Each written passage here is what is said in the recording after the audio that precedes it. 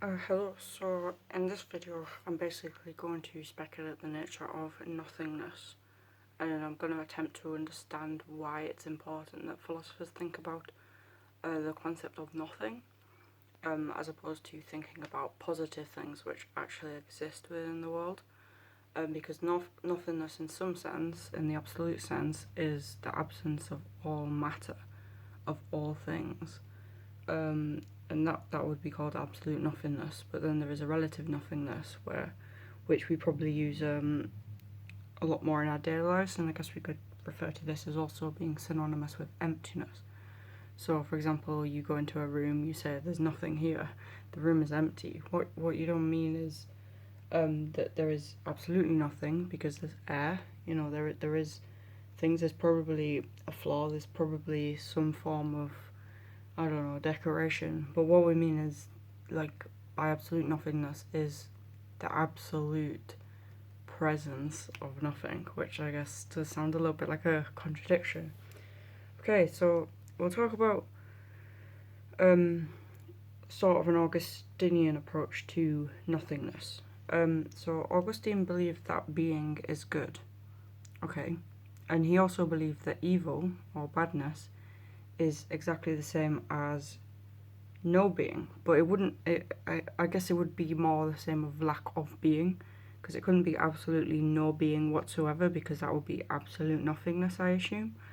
Unless it's just a case of continuously going down and down and down infinitely, and everything just getting more and more bad as you go down further and further.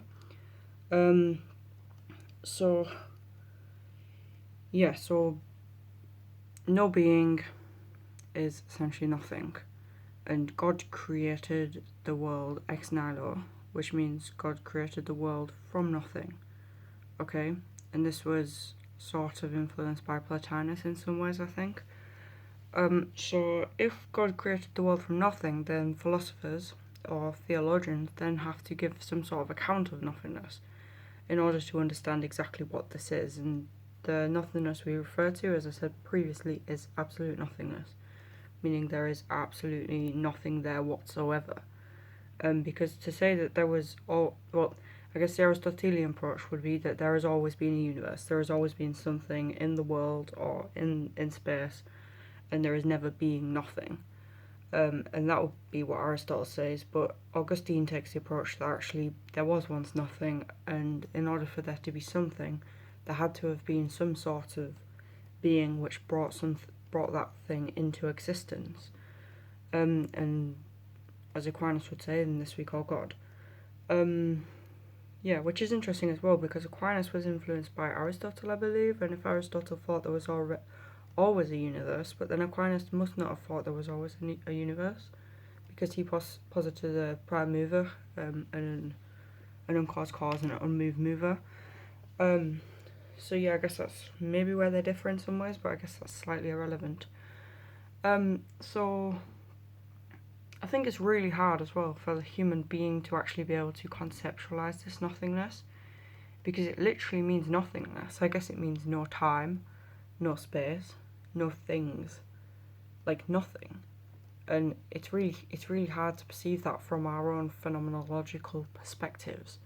And what's even harder to conceive of is the fact that there was some sort of being that existed in this no place. Because we can only ever really imagine things existing in space and time. But the thing is that things exist within space and time, they have extension. You know, they take up space. We would say that if something is existent, we would presumably be able to touch it in some sort of way. But then there, of course, is different sorts of existence. So, for example, the existence of shapes. So we could say that shapes do have a material form, but they also have a conceptual form.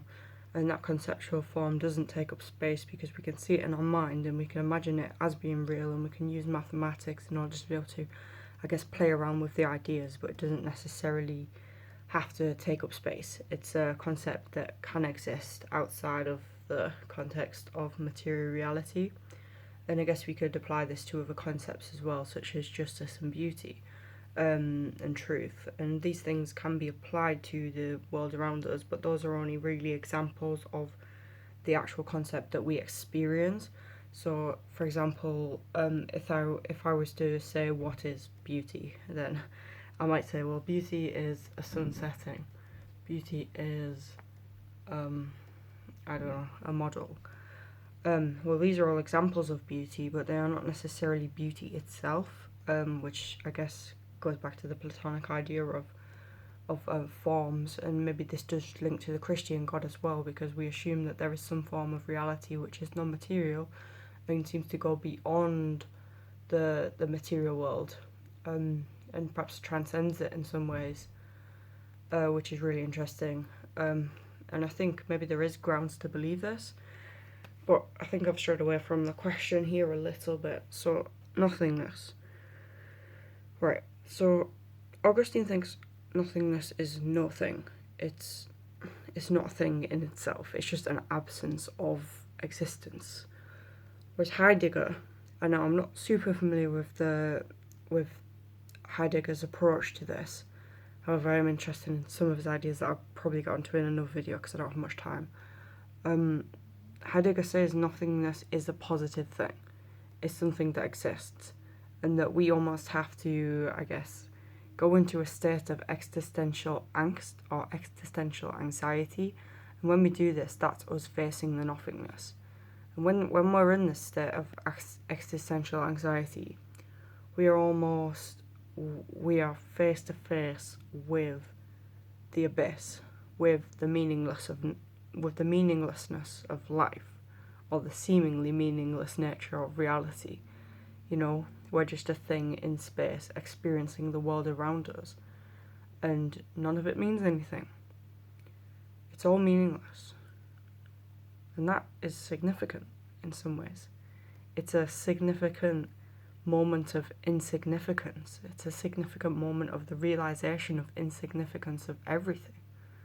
And that's, I guess, one of the starting points, or what existential anxiety is predicated upon. It's predicated upon an idea such as that.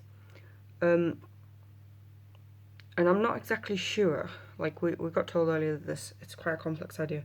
I'm not exactly sure how that would then translate into nothingness as being a positive thing. And maybe it's because it's a thing that we can focus on. It's something that we can experience. If we're going to compare the nothingness to the experience of existential anxiety, and we can experience existential anxiety, then it doesn't make sense to say that that is nothingness, because it must be something because we experience it. And we can't exactly experience nothingness. But then you could say, well, is it really nothingness if it is something? And is it then that we're missing the point of this? Is it just like a play on words almost, so that nothingness can't be experienced, because if we were to experience it, then it would be something, and it would no longer be nothingness that we're speaking of? Or perhaps what we speak of when we speak of nothingness is a reality that we can only experience to a certain extent because of our phenomenology, because we're limited by our mind.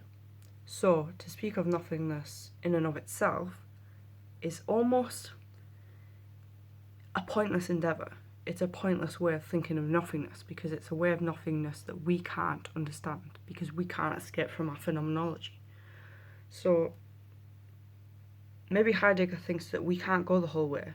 Because we have phenomenology, we can't understand anything in and of themselves. We can only experience the world from our own perspective, and maybe that's what he was trying to get at, but then that doesn't necessarily discount the possibility of there being an external world, and it doesn't necessarily set any limits on what we can know about the external world. And I understand that I really don't know what I'm talking about here, but yeah, I'm just trying to speculate. Anyway, the video's going to cut out, so thank you for watching. I'll continue this one later.